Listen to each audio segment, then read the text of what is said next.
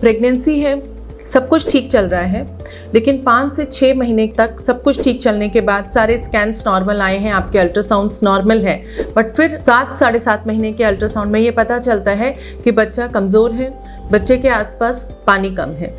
इसको कहते हैं इंट्रा यूट्राइन ग्रोथ रिटार्डेशन या बच्चे का पेट में कमजोर होना। मैं doctor Renu Singh Gehlot, Renu IVF Gehlot health care से। इंट्रा यूट्राइन ग्रोथ रिटार्डेशन का क्या कारण है ये समझना जरूरी है। किसी भी तरीके का किसी भी नशे का इस्तेमाल, ड्रग, अल्कोहल, किसी भी तरीके की स्मोकिंग, टोबैको च्यूइंग का कोई भी इस्तेमाल इस तरीके की चीजों को जन्म दे सकता है, क्योंकि यह जो माँ से बच्चे को जाने वाली खून की नलियां होती हैं उनको सिकोड़ देता है। दूसरी इंपॉर्टेंट चीज है इन्फेक्शंस, जैसे कि साइटोमेगालोवायरस का इन्फेक्शन, टॉक्सोप्लाज्मोसिस, हर्पीज या कोई नॉर्मल इन्फेक्शन भी, UTI या PID जैसे कोई भी इन्फेक्शन अगर है तो वो ये सारे इन्फेक्शंस भी बच्चे की ग्रोथ को प्रभावित करते हैं और बच्चेदानी के अंदर ही बच्चे को नुकसान पहुंचा सकते हैं।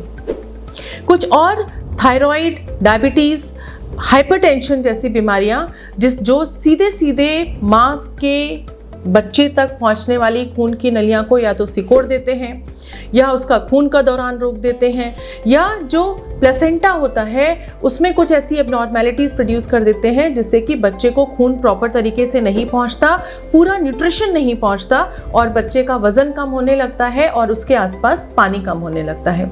जैसे कि मैं पहले भी बता चुकी हूँ, बच्चा एक पानी की थैली में होता है और प्लेसेंटा जो कन्हाड़ी या प्लेसेंटा जो है उससे कॉर्ड के थ्रू माँ से सारा न्यूट्रिशन बच्चे को जाता है। तो माँ का स्वस्थ होना प्लेसेंटा के थ्रू, प्लेसेंटा एक चैनल है जिससे बच्चे को सारा खून पानी जा रहा है, उसका सही होना पूरे ही समय 9 महीने बहुत ज़रूरी होता है।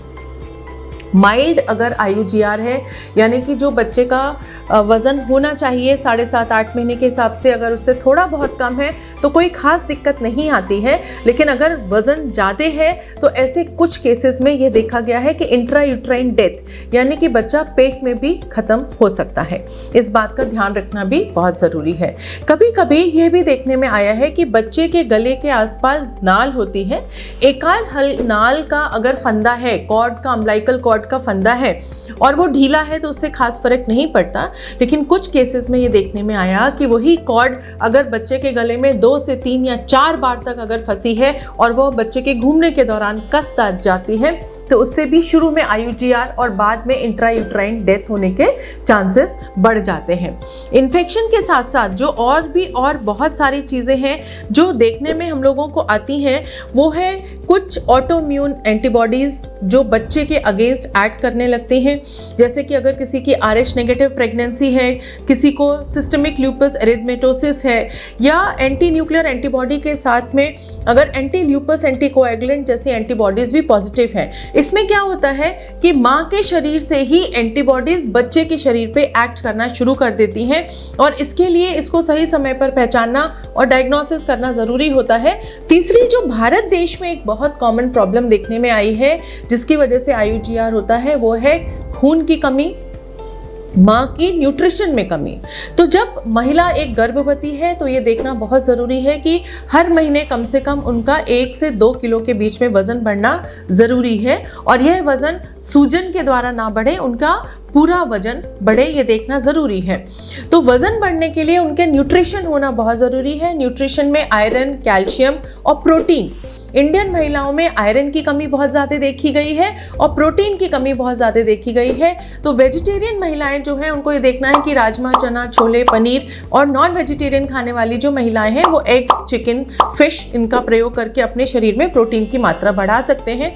आयरन की कमी 2 वजह से देखने में आई है, या तो इनटेक बहुत कम है कि आप खा कम रहे हैं, या आपके शरीर में कीड़े हैं। तो महिलाओं में ये भी देखने में आया कि इंडियन फीमेल्स में पेट में कीड़े होने की समस्या काफ़ी अधिक देखने में आई है। ऐसे में हमको कीड़े मारने की दवा महिला को देनी पड़ती है जिससे तुरंत असर आता है और आयरन का कंजम्पशन बढ़ाना भी पड़ता है। साथ में आयरन, कैल्शियम, फॉलिक एसिड इनकी टैबलेट्स भी देनी पड़ती हैं। यह सब चीज़ें भी, और साथ में इकोस्पिरिन, विटामिन ई जैसी टैबलेट भी आपके गायनेकोलॉजिस्ट, आपके ऑब्स्टेट्रिशियन देखकर आपको उसको सप्लीमेंट करेंगे जिससे पता चलेगा कि क्या दिक्कत है।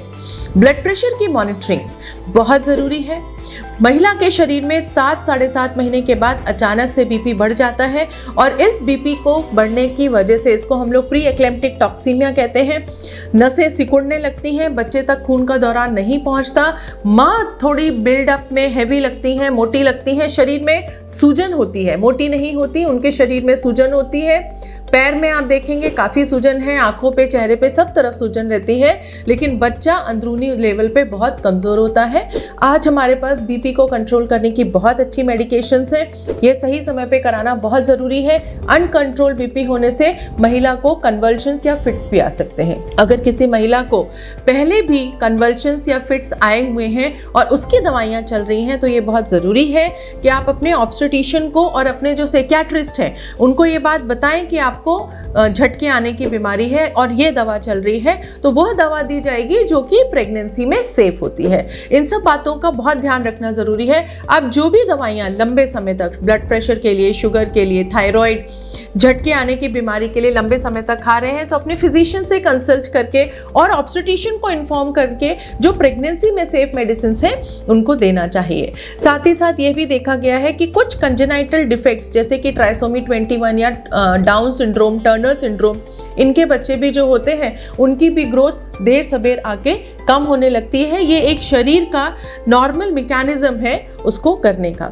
साथ ही ये देखा गया है कि जिनके ट्विंस हैं, 2 बच्चे हैं पेट में या ट्रिपलेट्स हैं, तो एक बच्चे का खाना पानी 2 बच्चों या 3 बच्चों में सर्कुलेट हो रहा है, माँ के शरीर में इतना न्यूट्रिशन प्रॉपर नहीं जा पा रहा है, तो ऐसे बच्चों में भी वजन कम होना और पानी कम होना जैसी चीज़ें हो सकती हैं। तो सबसे इम्पॉर्टेंट ये है कि ये समझें कि क्या कारण है और जो भी कारण होगा उसका निवारण किया जाएगा। इसको बेस्ट देखने के लिए 7 से 7.5 महीने में अल्ट्रासाउंड, साथ में कलर डॉपलर कराना ज़रूरी है। और अगर प्रॉब्लम समझ में आती है तो एडमिट होकर कुछ आईवी इंजेक्शंस, प्रोटीन के इंजेक्शंस, प्रोटीन के सप्लीमेंट्स भी हम लोग दे सकते हैं। नसों को ठीक करने की दवा दी जाती है। बीपी, डायबिटीज़, थायराइड, इन्फेक्शंस, जो भी जिस भी तरीके की परेशानी होती है उसकी मेडिसिन देने तक काफ़ी हद तक इस प्रॉब्लम को कंट्रोल किया जा सकता है। तो इसके बारे में जानकारी होना बहुत ज़रूरी है। इस वीडियो को ज़रूर से अपने फ्रेंड्स और रिलेटिव्स के साथ शेयर कीजिए और सब्सक्राइब कीजिए।